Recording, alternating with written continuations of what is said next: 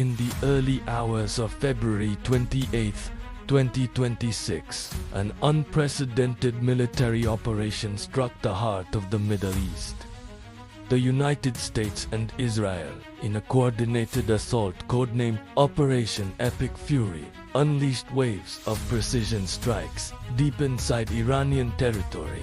Explosions ripped through Tehran and other major cities. Key military complexes, missile sites, and leadership compounds were pulverized. Amid the chaos, Iran's supreme leader was reportedly killed, a seismic blow that reshaped the course of modern history.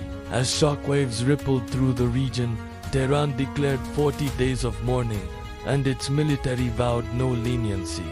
The order was simple: take the war to the enemy. In a thunderous, retaliatory barrage, the Islamic Revolutionary Guard Corps (IRGC) launched missile salvos and drone swarms across the Middle East. What began as strikes on Israel quickly expanded. Missiles rained toward Israel, triggering air raid sirens over Tel Aviv, Jerusalem, and Haifa. Iranian drones and ballistic weapons struck U.S. military bases in Gulf states and Iraq. Critical infrastructure, including airports and naval assets, was hit in Dubai, Kuwait, Bahrain, and Qatar. The world watched stunned as strategic points from the Arabian Peninsula to the Levant were engulfed in smoke and fire. Sirens, air defenses, and counter-battery explosions became the new daily soundtrack. As Iran's retaliation mounted, the conflict fractured the region into chaos. Lebanon's Hezbollah, allied with Tehran, launched missile strikes into northern Israel, prompting massive Israeli air raids on Hezbollah positions in Beirut and southern Lebanon. Gulf states, from Saudi Arabia to Kuwait, condemned Iran's attacks, summoning ambassadors and warning of sovereign violations. Worldwide, air travel was disrupted, oil markets surged with fear, and global political tensions spiked. Persian Gulf trade choke points like the Strait of Hormuz became flashpoints, with Iran suggesting closure amid the hostilities, threatening global energy supplies. Missiles screamed across international skies, not just at military installations, but over cities. Defenses such as Israel's Iron Dome intercepted salvos that threatened urban life, while coastal cities in the Gulf raced to deploy their own air defense networks. Despite the destruction and terror, daily life continued in some urban centers.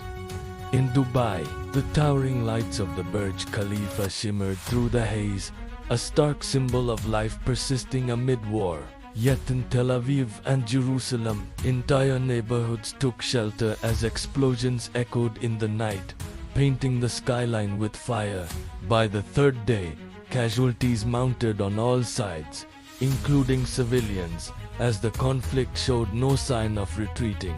Israel's leadership reaffirmed nationwide state of emergency, extending it as missile barrages continued. Gulf nations faced a perilous dilemma: stay neutral or engage militarily against Iran.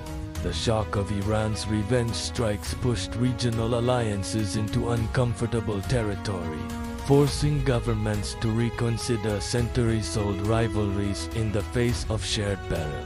The war's impacts are far beyond the battlefield. Oil prices soared on fears that Gulf supply lines would be cut or commandeered. Major shipping lanes halted as risk assessments shut commercial traffic in the Strait of Hormuz. Saudi Arabia and other Gulf capitals publicly rebuked Iran, recalling envoys and warning of broader conflict if attacks continued. What began as a targeted strike has now mutated into a full regional conflagration. Citizens from Baghdad to Beirut to Riyadh now live in a world where every missile launch could define a generation's fate. As missiles still arc through midnight skies and diplomats scramble to avert total collapse, one stark truth remains: this is no longer a local conflict. It is a historic war, one that will reshape borders, economies, alliances, and the collective memory of millions. The world waits breath-baited for the next flash of light on the horizon.